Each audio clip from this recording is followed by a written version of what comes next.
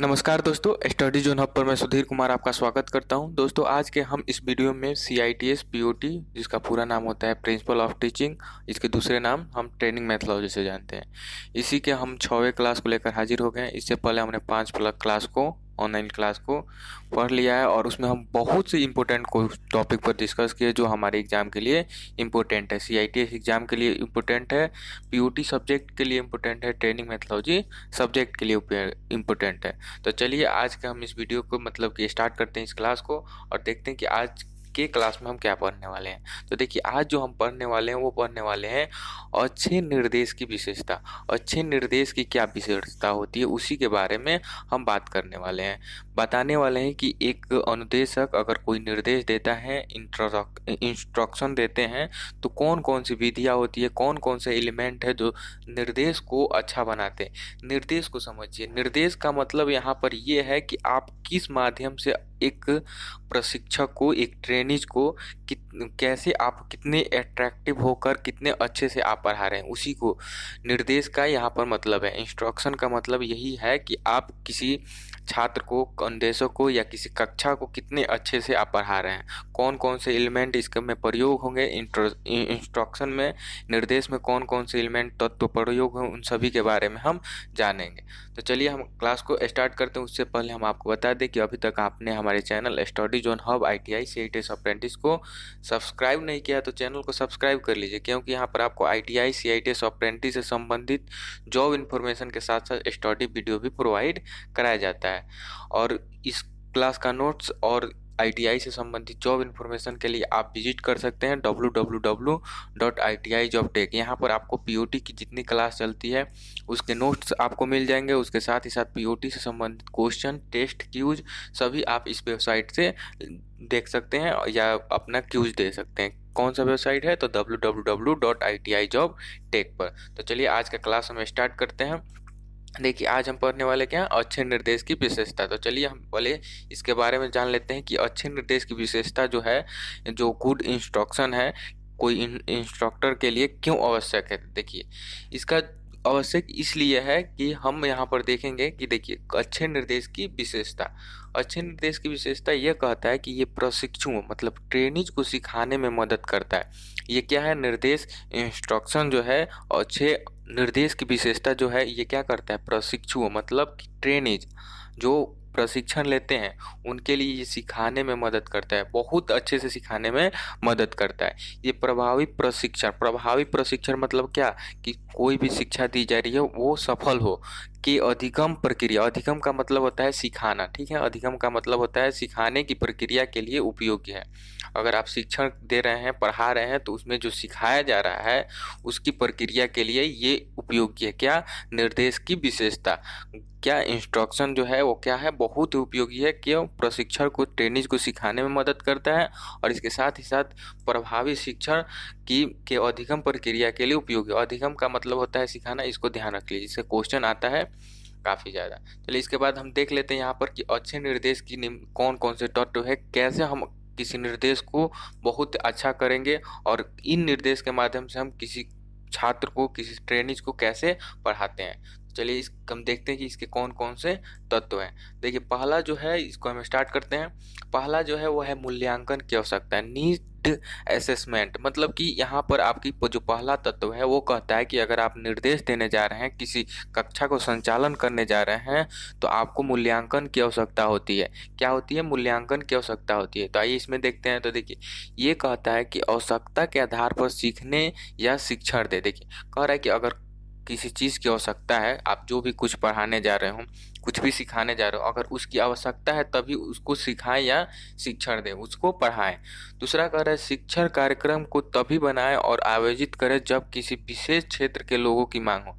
मतलब देखिए, कह रहा है कि इसका साफ साफ कहना का मतलब है कि अगर आप किसी शिक्षण प्रक्रिया को देने जा रहे हैं, आप क्लास संचालन करने जा रहे हैं, किसी को पढ़ाने जा रहे हैं, तो अगर आप उसकी आवश्यकता हो, उसको विशेष क्षेत्र के लोगों की मांग हो। यहाँ पर देखिए, समझ रहा है कि विशेष क्षेत्र के लोगों की मांग हो, उसकी आवश्यकता हो, उसकी मांग हो, तभी आप पढ़ाए जाएं। नहीं तो आपको पागल समझा जाएगा और अच्छा से आपकी जो भी प्रशिक्षण देंगे, शिक्षण देंगे, उसको वो अच्छा से पालन नहीं करेंगे। जब उनकी आवश्यकता होगी तो वो अच्छा से आपको देखेंगे और आपकी इज्जत भी करेंगे, ठीक है ना।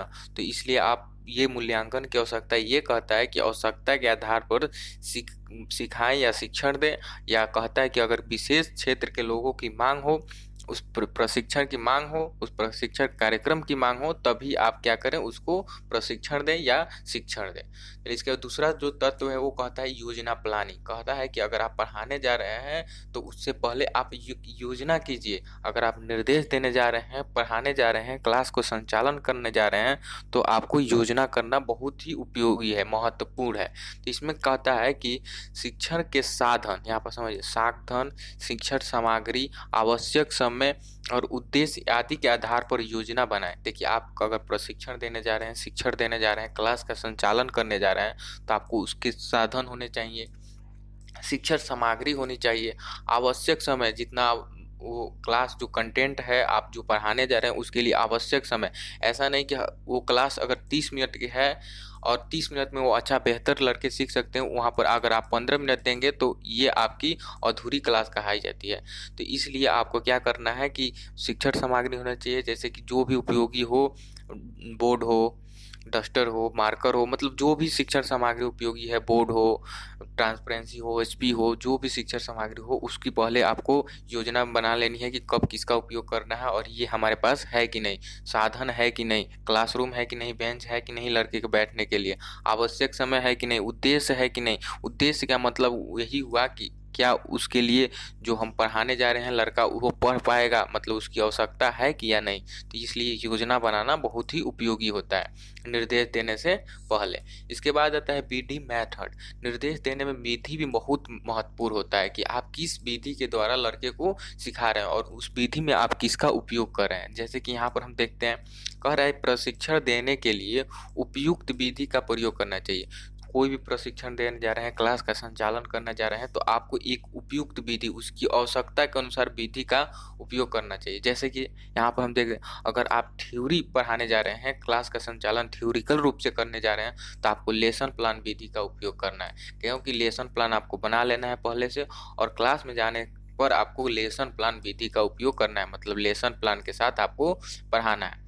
अगर आप प्रैक्टिकल कराने जा रहे हैं तो प्रदर्शन विधि, डेमोस्ट्रेशन मेथड का प्रयोग करना है। क्या, डेमोस्ट्रेशन मेथड का प्रयोग करना है, इसका उपयोग करना है। तो ये कुछ विधियां हैं जिसको हमें उपयोग करना है, कब, जब आप निर्देश देने जाते हैं तब, अगर आप क्लास का संचालन करने जा रहे हैं तब। चौथा है वो है मीडिया। मीडिया क्या है, देखिए, कह रहा है कि शिक्षण के लिए उपयुक्त मीडिया पहले से चयन करना चाहिए। जैसे मीडिया उपलब्ध ना हो तो उसे प्रशिक्षण के द्वारा तैयार करना चाहिए। जैसे कि अगर आप क्लास का संचालन करने जा रहे हैं, निर्देश देने जा रहे हैं, तो उसमें हो सकता है कोई वीडियो दिखाना पड़ जाए, कोई चार्ट दिखाना पड़ जाए, कोई बोर्ड दिखाना पड़ जाए। तो इसलिए उस मीडिया का उपयोग पहले से ही आप चयन कर ले कि किस मीडिया का उपयोग हम कब करना है, वीडियो है उसको कब चलाना है, कोई सॉन्ग है, कोई गाना है उसको कब चलाना है, कोई बोर्ड है उसको कब दिखाना है। अगर वो सुविधा नहीं है और उसका दिखाना, उस मीडिया को दिखाना क्लास में उस निर्देश में आवश्यक है, तो उसको क्या करना है, जो टीचर होंगे, जो इंस्ट्रक्टर होंगे, जो अनुदेशक होंगे, जो प्रशिक्षक होंगे, उनके द्वारा ये तैयार किया जाएगा। मीडिया किसके द्वारा तैयार किया जाएगा, अगर उसकी आवश्यकता है तो वो प्रशिक्षक के द्वारा तैयार किया जाएगा। इससे क्वेश्चन आता है, एक एक आप ध्यान से एक एक बात को नोट करते हुए जाइएगा, हमारे बातों को सुनिएगा, इसको आप नोट कीजिएगा, उसको एक नोट करने के बाद एक बार दोबारा पढ़ लीजिएगा, आपकी पीओटी की पूरी समस्या दूर हो जाएगी। आप पीओटी में 100 में से 100 नंबर लेकर आएंगे। ये जो पांचवा है उसको, वो है मोटिवेशन, प्रेरणा। देखिए, अगर आप किसी निर्देश को देने जा रहे हैं तो निर्देश देने से कि जो तत्व है वो प्रेरणा है, ये भी बहुत उपयोगी है। अगर किसी छात्र को अगर प्रेरणा करते हैं, मोटिवेट कर देते हैं, तो वो छात्र आपकी बातों को अच्छा से समझेगा। आप अगर क्लास का संचालन करें तो आपको क्लास में वो अच्छा से सुनेगा, देखेगा, समझेगा, अगर उसके पास प्रेरणा होगा, मोटिवेशन अगर उसको मिल जाएगा। तो ये कहता है कि देखिए, शिक्षार्थी को सिखाने से पहले सीखने के प्रति रुचि या इच्छा पैदा करने के लिए प्रेरित करना चाहिए। तो क्वेश्चन आता है कि आप बताइए, किसी छात्र को प्रेरित क्यों करते हैं, तो उसके अंदर रुचि रुचि और इच्छा पैदा करने के लिए वो हमारी बातों को अच्छे से समझे, हमारी क्लास को सुने, वो जो पढ़ाया जा रहा है उसको अच्छा से पढ़े। इसलिए हमें मोटिवेट करना आवश्यक होता है, इसको ट्रेनीज को प्रेरणा देना आवश्यक होता है। तो ये होता है प्रेरणा, ये है किसके, निर्देश के तत्व। इसके बाद आता है प्रस्तुति, प्रेजेंटेशन। ये इंपॉर्टेंट है, इसी में आपको पढ़ाना पड़ता है। ये तो पहले की प्लानिंग हो गई, आपको मोटिवेट कर दिए, कुछ प्लानिंग कर लिए। अब है वो है प्रेजेंटेशन, आपको पढ़ाना कैसे है, किस मेथड से पढ़ाना है, ये बहुत ही इम्पोर्टेंट है। जैसे यहाँ पर देखिए, प्रस्तुति एक प्रभावी प्रशिक्षण की बहुत महत्वपूर्ण विशेषता है। ये क्या है, अगर आप किसी शिक्षण को देने जा रहे हैं, प्रशिक्षण को देने जा रहे हैं, तो इसके लिए ये महत्वपूर्ण, बहुत ही महत्वपूर्ण विशेषता है। उद्देश्य के आधार पर पाठ्य प्रस्तुत करना चाहिए। जो भी उद्देश्य हो कि हाँ ये लड़के के लिए आवश्यक है, जिस उद्देश्य के लिए आप पाठ संचालित कर रहे हैं, प्रशिक्षण दे रहे हैं, उसके अनुसार ही पाठ को प्रस्तुत करना चाहिए, मतलब कि प्रेजेंटेशन देना चाहिए उसी उद्देश्य के अनुसार। उसके बाद कह रहा है कि पहले से मौजूदा जानकारी को जोड़कर पाठ को शुरू करना चाहिए। देखिए, कोई भी अगर क्लास स्टार्ट करना है तो उसको क्या करें, पहले जो आपने पढ़ाया उसी से कुछ जोड़िए, रिलेट कीजिए, उसके बाद क्या कीजिए, उस पाठ को शुरू कीजिए, उस लेसन को शुरू कीजिए, उस क्लास को शुरू कीजिए। उसके बाद करें उदाहरण देकर, मॉडल दिखाकर, अन्य दृश्य सामग्री दिखाकर प्रशिक्षक को पढ़ाना चाहिए। और प्रेजेंटेशन में, प्रस्तुति में ही हम क्या करते हैं, कुछ मीडिया को दिखाता है, जैसे कि मॉडल हुआ, अन्य दृश्य सामग्री, इसका उपयोग हम कब करते हैं, प्रेजेंटेशन में करते हैं। तो क्वेश्चन आता है कि मॉडल दिखाना या अन्य दृश्य सामग्री का उपयोग हम किस में करते हैं, तो प्रस्तुति करते हैं, प्रेजेंटेशन में करते हैं। तो अगले तत्व को देखते हैं, सवाल करना, क्वेश्चनिंग करना। इसको ध्यान से समझिएगा। क्वेश्चनिंग करना ये कहता है कि जैसे कि ये है कि सवाल केवल शिक्षण प्रक्रिया के अंत में नहीं होता है, ये सभी चरणों में हो सकता है। यहाँ पर काफी लड़के कंफ्यूज होंगे, इसको पढ़कर देखिए। कह रहा है कि सवाल करना शिक्षण प्रक्रिया के अंत में नहीं होता है, लेकिन काफी छात्र जो हैं और जो भी पीयूटी के टीचर होते हैं वो बताते हैं कि जब आप पढ़ा ले उसके बाद ही क्वेश्चनिंग करें। लेकिन जो निमी के बुक है उसमें लिखा गया है कि सवाल केवल प्रशिक्षण प्रक्रिया के अंत में नहीं होता है, ये सभी चरणों में हो सकता है। सभी चरणों में क्यों हो सकता है, तो देखिए, प्रशिक्षक प्रशिक्षुओं की प्रतिक्रिया को समझ कर जान सकते हैं कि उनका पढ़ाया उचित है या नहीं। जैसे कि कोई टॉपिक पढ़ाए, कोई चरण पढ़ाए, उसके बाद क्वेश्चनिंग किए, अगर लड़के का जवाब अच्छा आ रहा है तो समझ सकते हैं, प्रशिक्षक समझ सकते हैं, शिक्षक समझ सकते हैं कि उनका पढ़ाया हुआ उचित हो रहा है। नहीं तो वो क्या करेंगे, अपने पढ़ाने के तरीके में कुछ बदलाव करेंगे। इसलिए क्वेश्चनिंग करना बहुत ही आवश्यक होता है। इसके बाद जो अगला एलिमेंट है वो है मूल्यांकन, एवोल्यूशन करना। देखिए, ये कहता है कि शिक्षण के बाद मूल्यांकन किया जाता है। तो इसको याद रखिए, शिक्षण मतलब पढ़ाने के बाद मूल्यांकन किया जाता है, और मूल्यांकन करना भी आवश्यक है। इसमें सीखने और सिखाने की सीखने, यहाँ पर देखिए, यहाँ पर सीखने और सिखाने होगा, सिखाने, यहाँ पर लिख दीजिए सिखाने की जांच की जाती है। जैसे कि जो सीख रहा है उसकी भी जांच होगी मूल्यांकन में, और जो सिखा रहा है उसकी भी जांच होगी। मूल्यांकन किया जाता है कि जो इंस्ट्रक्टर हैं, अनुदेशक है, कितना अच्छा पढ़ाए हैं, और जो पढ़ रहे हैं, ट्रेनिज हैं, जो प्रशिक्षक सारथी हैं, वो कितने अच्छे से इसको समझ पा रहे हैं क्लास को। इसलिए हम क्या करते हैं, मूल्यांकन, इवोल्यूशन का प्रयोग करते हैं, इस तत्व का प्रयोग करते हैं, इस एलिमेंट का प्रयोग करते हैं। और लास्ट जो है वो है प्रतिक्रिया, फीडबैक। फीडबैक में देखिए क्या होता है, इससे क्वेश्चन आता है कि फीडबैक में क्या किया जाता है। तो देखिए, प्रतिक्रिया प्रशिक्षण का अनिवार्य हिस्सा। ये क्या है, प्रतिक्रिया जो फीडबैक है ये शिक्षण का अनिवार्य हिस्सा है, इसको आवश्यक ही है, इसको रखना। अगर आप शिक्षण कोई दे रहे हैं उसके बाद आपको जो फीडबैक है, प्रतिक्रिया है, ये अहम हिस्सा है, इससे अनिवार्य हिस्सा है, इसको रखना ही चाहिए। प्रतिक्रिया का उद्देश्य शिक्षार्थियों के समस्याओं का हल करना होता है। प्रतिक्रिया में क्या होता है, जो भी शिक्षार्थी होते हैं, जो भी ट्रेनिंग होते हैं, उनमें जो जो समस्या होती है, पूरे क्लास में कराया जा रहा है, उसमें जो जो भी समस्या होगी उसके लिए ये क्या करेंगे, उनकी समस्याओं का हल करेंगे। कौन हल करेंगे, तो इंस्ट्रक्टर, अनुदेशक हल करते हैं, प्रशिक्षक हल करते हैं। यह प्रशिक्षण को स्वयं के मूल्यांकन में मदद करता है। तो क्वेश्चन आता है कि बताइए वो कौन सा चरण है, वो कौन सा स्टेप है, कौन सा फेज है जिसमें प्रशिक्षक अपने आप को मूल्यांकन करते हैं। तो वो होगा क्या, प्रतिक्रिया, फीडबैक। फीडबैक में क्या करते हैं, प्रशिक्षक अपने स्वयं की मूल्यांकन करते हैं। तो ये रहा आपके निर्देश के कुछ एलिमेंट और निर्देश मतलब क्या होता है, पढ़ाने की तरीका है, कैसे आप पढ़ा रहे हैं उसकी तरीका है। इसमें हम कुछ महत्वपूर्ण जो तत्व होते हैं जो एग्जाम में क्वेश्चन आते रहते हैं उन सभी क्वेश्चन को हमने इसमें कवर किया है। हर एक पॉइंट से आपके क्वेश्चन बनेगा, हर एक पॉइंट से आपकी क्वेश्चन बनेगा। प्रतिक्रिया का मतलब क्या होता है, फीडबैक होता है। जैसे कि क्वेश्चन आ सकता है कि प्रतिक्रिया जो है वो कौन सा है, मतलब कि एक निर्देश देने का, इंस्ट्रक्शन देने का कौन सा हिस्सा है, तो अनिवार्य हिस्सा है। प्रतिक्रिया का उद्देश्य क्या होता है, तो प्रतिक्रिया का उद्देश्य ये होता है कि शिक्षार्थियों की समस्या को हल करना होता है। तो क्वेश्चन आता है ऐसे, हर एक पॉइंट से क्वेश्चन आएगा। हम जितने मतलब ध्यान से आपको हर एक पॉइंट लिखा रहे हैं उसको अच्छा से पढ़ना है। इसके बाद अलग अलग कल हम स्टार्ट करेंगे क्लास 7 को, और भी जो इम्पोर्टेंट टॉपिक है उसको लेकर, मतलब हम बता दें कि 30 से 40 वीडियो में आपकी पूरी पीओटी हम कंप्लीट करा देंगे। और इस माह में, अप्रैल माह में, हम आपकी पूरी पीओटी को कंप्लीट कर देंगे। उसके बाद बीच बीच में आपको हम मॉडल सेट भी लाते रहेंगे, 50 क्वेश्चन का मॉडल सेट, और उसका टेस्ट भी।